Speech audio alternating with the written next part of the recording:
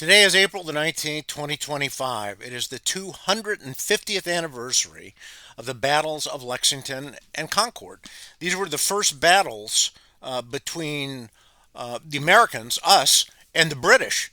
And this was the outbreak of the American Revolutionary War. Now, the battles of Lexington and Concord were fought for the most part in the morning of April the 19th. The British were marching out from Boston, a little bit in a circuitous way to the south and then northwest to Concord, and then beyond that to Barrett's Farm because they were looking for American ammunition and weaponry and such. There was also word that they were going to try to arrest John Hancock and Samuel Adams. And so that was part of the British expedition. They started out with about 700 men. They left early in the morning.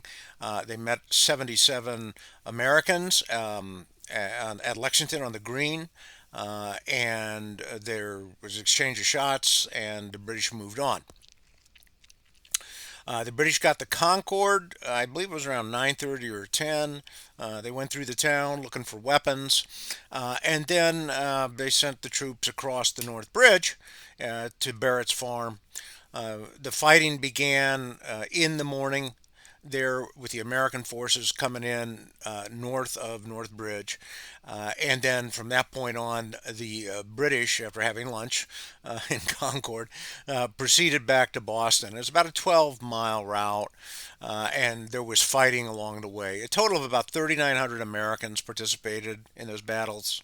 And of those 3,900, there were about 100 casualties, killed, wounded, missing. The British started, like I said, with 700. They ended up with about 1,500 with reinforcements. They had about 350 casualties, which is almost 20% of their force, a huge amount. And that was killed, missing, and wounded. So what we're doing today is we are commemorating this great day when we fought tyranny and started our fight against tyranny and for our independence. And what I'm going to do is I am going to read two great poems that are part of our national history and our identity. First one is by Henry Wadsworth Longfellow, Paul Revere's Ride. That came out in late 1860. Right there, on the eve of the American Civil War. And then the second poem by Ralph Waldo Emerson, Concord Hymn, which I'm sure everyone has heard. That was published July the 4th, 1837. So without further ado, um, let's hear about Paul Revere's Ride. If you're, if you have, you may remember reading this, hearing this, memorizing it as a child. I know I did. But it's been many years, so I'm going to read it. Make sure I get it right. Okay, Paul Revere's Ride by Henry Wadsworth Longfellow. Listen, my children, and you shall hear of the midnight ride of Paul Revere. On the 18th of April in 75, hardly a man is now alive who remembers that famous day and year. He said to his friend, if the British march by land or sea from the town tonight, hang a lantern aloft in the belfry arch of the North Church Tower as a signal light. One if by land, and two if by sea, and I on the opposite shore will be, ready to ride and spread the alarm through every Middlesex village and farm, for the country folk to be up and to arm.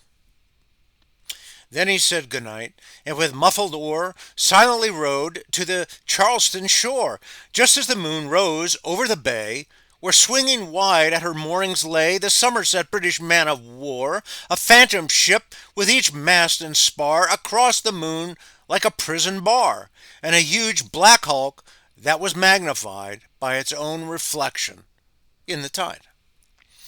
Meanwhile his friend through alley and street wanders and watches with eager ears, till in the silence around him he hears the muster of men at the barrack door, the sound of arms and the tramp of feet, and the measured tread of the grenadiers, marching down to their boats on the shore. Then he climbed the tower of the old North Church by the wooden stairs with stealthy tread to the belfry chamber overhead, and startled the pigeons from their perch on the sombre rafters that round him made masses and moving shapes of shade. By the trembling ladder steep and tall, to the highest window in the wall, where he paused to listen and look down a moment on the roofs of the town, and the moonlight flowing over all. Beneath in the churchyard lay the dead, in their night encampment on the hill, wrapped in silence so deep and still that he could hear, like a sentinel's tread, the watchful night wind as it went, creeping along from tent to tent, and seeming to whisper, "All is well." A moment only he feels the spell of the place and the hour and the secret dread of the lonely belfry and the dead, for suddenly all his thoughts are bent on a shadowy something far away, where the river widens to meet the bay, a line of black that bends and floats on the rising tide, like a bridge of boats. Meanwhile, impatient to mount and ride, booted and spurred with a heavy stride, on the opposite shore walked Paul Revere. Now he patted his horse's side. Now gazed at the landscape far and near, then impetuous stamped the earth, and turned and tightened his saddle girth, but mostly he watched with eager search the belfry tower of the old North Church. As it rose above the graves on the hill, lonely and spectral and somber still, and lo, as he looks, on the belfry's height a glimmer and then a gleam of light. He springs to the saddle, the bridle he turned, but lingers and gazes till full on his sight a second lamp in the belfry burns.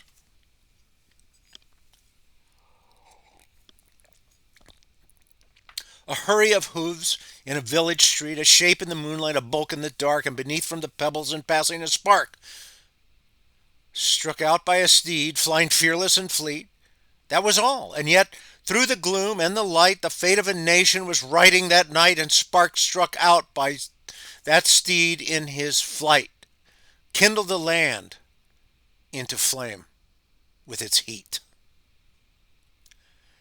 He has left the village and mounted the steep, and beneath him tranquil and broad and deep is the mystic, meeting the ocean tides, and under the alders that skirt its edge, now soft on the sand, now loud on the ledge, is heard the tramp of his steed as he rides. It was 12 by the village clock when he crossed the bridge into Medford town. He heard the crowing of the cock and the barking of the farmer's dog, and felt the damp of the river fog that rises after the sun goes down. It was 1 by the village clock when he galloped into Lexington. He saw the gilded weathercock swim in the moonlight as he passed, and the meeting-house windows, blank and bare, gaze at him with a spectral glare, as if they already stood aghast at the bloody work they would look upon. It was 2 by the village clock when he came to the bridge in Concord town. He heard the bleating of the flock and the twitter of birds among the trees, and felt the breath of the morning breeze blowing over the meadows brown. And one was safe and asleep in his bed, who at the bridge would be first to fall, who that day would be lying dead, pierced by a British musket ball. You know the rest. In the books you have read, how the British regulars fired and fled, how the farmers gave them ball for ball from behind every fence and farmyard wall, chasing their redcoats down the lane, then crossing the fields to emerge again under the trees at the turn of the road, and only pausing to fire and load.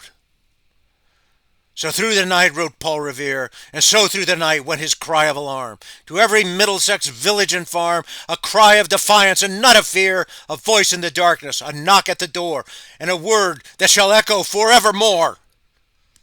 For born in the night wind of the past, through all our history, to the last, in the hour of darkness and peril and need, the people will waken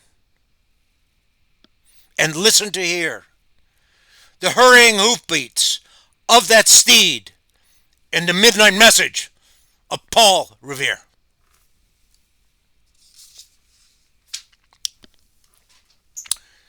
Thank you. Now we're going to hear Ralph Waldo Emerson's Concord Hymn. The bridge he's talking about is the North Bridge. It's the northern part of the town of Concord, where